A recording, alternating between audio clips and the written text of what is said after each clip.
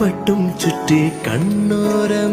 അപ്പൊ നമ്മൾ ഉണ്ടാക്കാൻ വേണ്ടി ചോക്ലേറ്റ് കേക്ക് ആണ്. അപ്പൊ നമുക്ക് ആദ്യം 1.5 കപ്പ് മൈദ എടുക്കാം, എന്നിട്ട് 1/2 കപ്പ് കൊക്കോ പൗഡർ എടുക്കാം, 1 കപ്പ് പഞ്ചസാര പൊടിച്ചതാണ്, പിന്നെ ബേക്കിംഗ് പൗഡർ 1 സ്പൂൺ ഇടാം, നമുക്ക് ബേക്കിംഗ് സോഡ 1/2 ടീസ്പൂൺ ഇടാം.